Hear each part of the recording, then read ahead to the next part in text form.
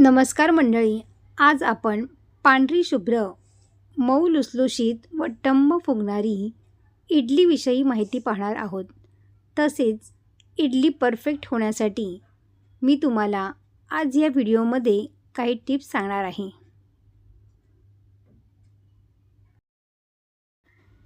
इडली ही दक्षिण भारतीय जेवणातील एक अत्यंत लोकप्रिय आणि पौष्टिक डिश आहे.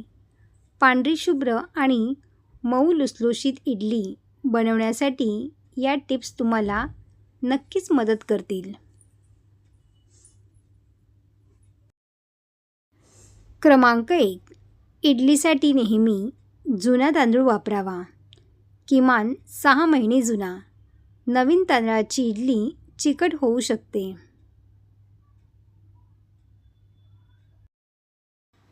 क्रमांक 2. इडलीसाठी तांदूळ घेताना उकडा तांदूळ घ्यावा. उकडा तांदळाची इडली खूप छान होते.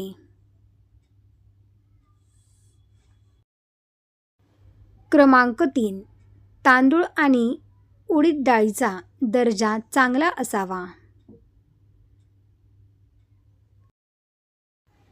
क्रमांक 4. उडीद डाळ पांढरी आणि बिना सालीची असावी.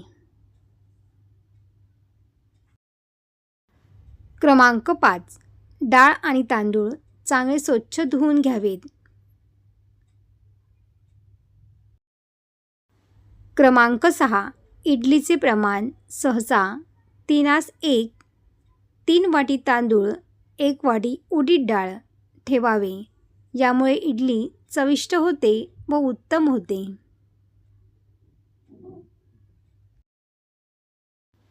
क्रमांक 7.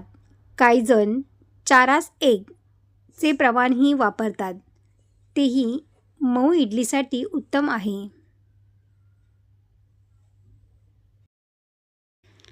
क्रमांक 8.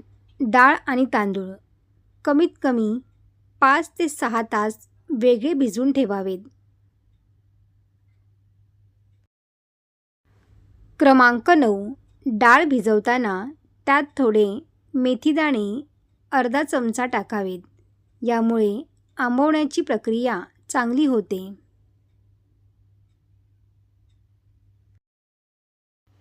क्रमांक 10.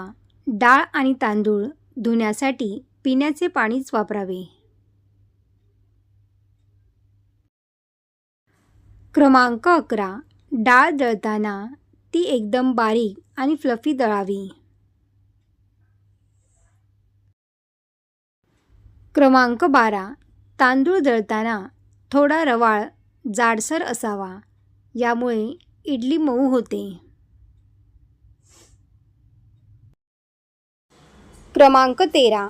दळलेली डाळ आणि तांदूळ एकत्र करताना हाताने एकाच दिशेने फेटावे. यामुळे हवा आत जाते आणि पीठ छान फुगते.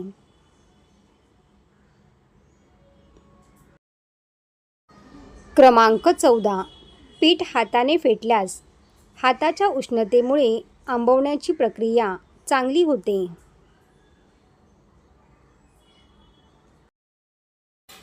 क्रमांक 15. पीठ आंबवण्यासाठी मोठ्या आणि स्टीलच्या भांड्याचा वापर करावा. ॲल्युमिनियमचे भांडे वापरू नये.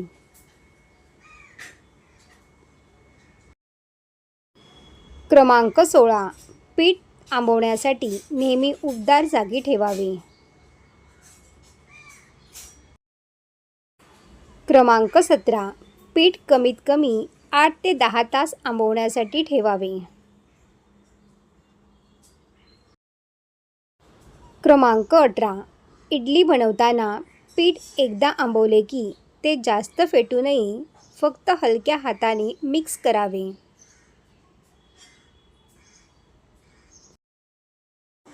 क्रमांक 19. इडलीच्या साच्याला तेल किंवा तूप नीट लावून घ्यावे.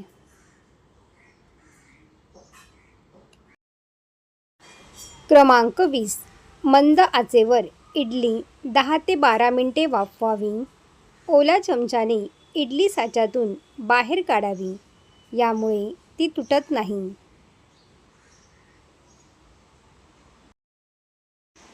या टिप्स वापरून बनवलेली इडली नक्कीच हॉटेलसारखी मऊ लुसलुशीत आणि पांढरी शुभ्र होईल. तुम्हाला यातील कोणती टिप्स सर्वात जास्त आवडली मला कमेंट करून नक्की सांगा.